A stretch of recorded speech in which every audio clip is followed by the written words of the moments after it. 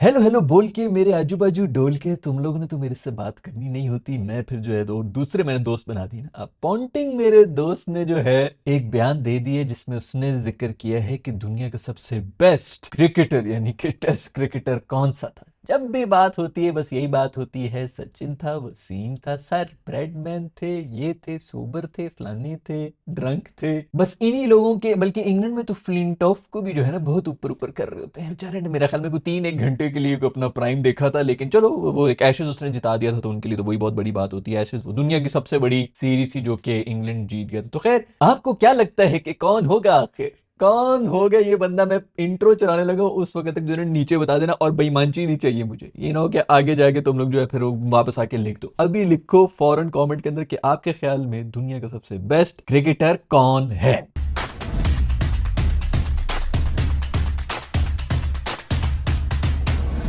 Welcome back दोस्तों। अभी तक तुम लोगों ने नीचे लिख तो दिया होगा, मुझे पूरे यकीन है किसी ने भी नहीं लिखा, लेकिन मैं बताता हूँ कि कौन है। पॉन्टिंग के मुताबिक बेसिकली दुनिया का सबसे बेस्ट जो क्रिकेटर रहा है वो रहे हैं none other than mister Jack Kallis.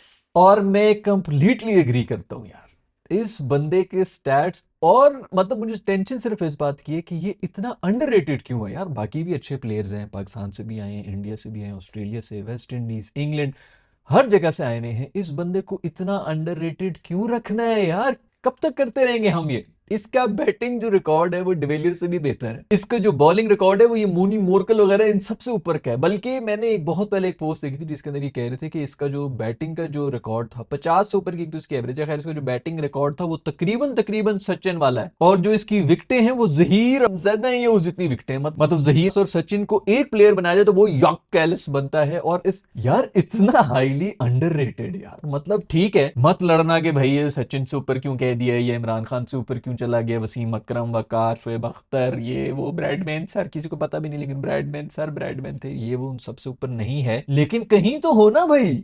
जब भी ग्रेड्स की बात आती है इसका नाम ही कहीं नहीं आता यार। अजीब, मतलब कोई 200 से ज्यादा इनिंग्स खेल के 50 से ज्यादा की एवरेज रखी हुई टेस्ट के अंदर। अब बहुत से लोग, मुझे पता है हमारे देसी जो यहाँ पर अभी एक नैरेटिव चला हुआ है, मेरा ख्याल में ये वो नैरेटिव है जो 2012-13 के बाद आईपीएल शाईपीएल के अंदर वो फेल हुआ था बेचारा। उसके बाद से वो नैरेटिव चला हुआ है कि जी यॉर्केलिस जो है वो मैच विनर नहीं था। बंदा जो है ना, ये जो चप्पल को जो है ना वो चूल्हे पे गर्म रख के बंदा मारे, ऐसे लोगों को जो ये बोल रहे हो भाई। अगर साउथ अफ्रीका की टीम जो है वो चोक करती रही है तो इसमें उसका उसने को वर्ल्ड कप एक ही ट्रॉफी जीता है साउथ अफ्रीका, आईसीसी इवेंट्स की एक ही ट्रॉफी जीता हुआ है जो मैं हमें चैंपियंस ट्रॉफी थी वो 98 वगैरह में या 99 98 में थी गालिबन, मैं भी भूल रहा हूँ। उसमें भाई प्लेयर मतलब उसमें सेमीफाइनल में इसने जिताया है। हमें फाइनल का नहीं, सेमीफाइनल का मैन ऑफ द मैच ये तो था, प्लेयर ऑफ द सीरीज भी यही था। और इसने क्या करना है अपनी टीम के लिए भी, टीम गेम है, कोई टेनिस थोड़ी हो रहा है कि सिंगल हैंडेडली वो जिता रहा होगा। इतने क्रूशल मैचेस के अंदर आके इंडिया को इंडिया में हराने वाली टीम जो है उसके अंदर इसने परफॉर्म दिया था। ऑस्ट्रेलिया में तो चलो जिधर ऑस्ट्रेलिया में तो खैर की है परफॉर्म, लेकिन साउथ अफ्रीका में तो ये करता ही रहता है। ये उसी टीम का हिस्सा था जो इंग्लैंड को इंग्लैंड में हरा के आए थे, ऑस्ट्रेलिया को ऑस्ट्रेलिया में हरा के आए थे, इंडिया को भी इंडिया में हराया था या ड्रॉ किया था मुझे सही याद नहीं है, लेकिन वहां पे मतलब। और आप कैसे एक्सपेक्ट कर रहे हैं भाई कि वो कब टीम को जिताएगा इतने क्रूशल मैचेस के अंदर? हमें 99 के वर्ल्ड कप के अंदर भी जो है यही लेके गया था, न्यूजीलैंड को जो हराया था। इतने क्रूशल मैचेस के अंदर मैन ऑफ द मैच रहा है अगला। ये भी नहीं कि चलो बंदा गया कि अच्छी performance, man of the match लेके अगर ये आपको मैच विनर नहीं लग रहा है तो कौन है फिर? बहुत से लोग अभी भी आ जाएंगे जो कि ये कहेंगे कि यार एवरेज जो है ना अपनी बैटिंग के लिए करता था एवरेज। उस जमाने में भाई स्ट्राइक रेट ही ये होती थी, उसमें एवरेज ही चलती थी उस जमाने में। ये 2010-11 के बाद जो है वो स्कोर 300 के पार मतलब जाने तो शुरू तब भी हो गए थे, लेकिन 90s पूरे में तो 260 270 जो है वो विनिंग बहुत अच्छा स्कोर होता था। ओडीआई के अंदर 300 आपने अगर बना दी तो विनिंग स्कोर होता था। दूसरी टीम जो है 280 290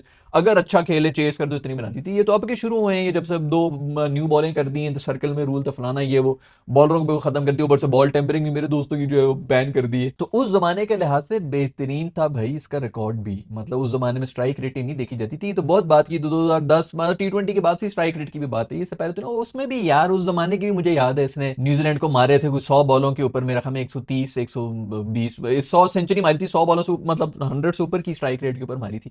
और क्या मांगे उस जमाने के हम। खैर भाई, मुझे तो ये समझ नहीं आता कि ये बंदा अगर इंग्लैंड में पैदा हुआ होता, इंडिया में पैदा हुआ होता, ऑस्ट्रेलिया में पैदा हुआ था, even for that matter Pakistan में भी पैदा हुआ होता, तो इसको क्या से क्या भाई बांग्लादेश में भी अगर पैदा हुआ होता कम से कम। ये मुझे लगता है साउथ अफ्रीकन जो है ना वो ही बिल्कुल ही मठे हैं। डिविलियर्स इनका एक बना हीरो, वो इसलिए बना क्योंकि उसको आईपीएल में जाके जो है वो वहां पर हीरो बना है, वरना वो भी इसी तरह जो है बस वो अंडररेटेड ही चल रहा होता था, सारे नाम उसके वहां पे चलने शुरू हुए। स्टेन वेन जो है वो उस जमाने में इसलिए बन गए क्योंकि उस जमाने में सिर्फ एक ही पेसर रह गया था कि स्टेन था। बाकी तो सब बेचारे जो है इनके इतने बड़े बड़े प्लेयर्स आए और हमेशा से अंडररेटेड रहे हैं।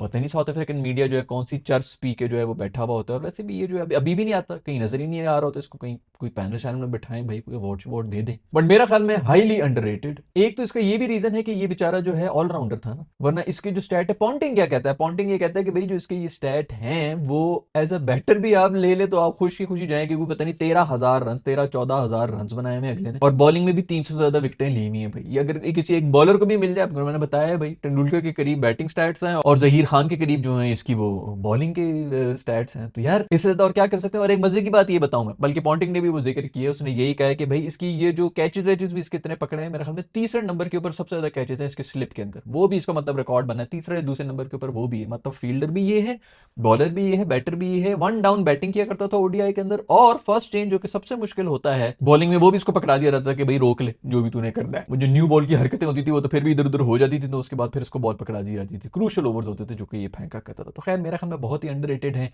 पॉन्टिंग। मेरे दोस्त की मैंने पूरी तो पॉडकास्ट नहीं सुनी, लेकिन उसके अंदर और बातें भी उसने की। उसने बॉलर्स की बात की कि कौन से जो है उसको सबसे ज्यादा मुश्किल लगे हैं बॉलर्स, तो उसमें उसने वसीम का नाम लिया, एम्ब्रोस का नाम लिया, इंडिया के हरभजन का नाम, अनिल कुंबले कि उन्होंने सबसे ज्यादा आउट किया, मुरली का उसने बहुत नाम लिया, और एक सरप्राइज नाम पता है किसका लिए, सरप्राइज क्या है उसे तो बड़े लोगों को पता ही होगा, लेकिन नाम लिया है मोहम्मद आसिफ का, कि भाई मोहम्मद आसिफ एक अलग ही क्लास का बॉलर था। बाकी क्लास अलग ही थी, लेकिन बस काम भी जो है उनके अलग ही थे। काश उनका फोकस जो है वो गेम की तरफ होता तो क्या से क्या बन जाते, लेकिन बस सब कुछ हमारे अपने हाथ में ही होता है, हमने भी कहीं ना कहीं जो है फिर अपने आप को शर्मिंदा तो कराना ही होता है।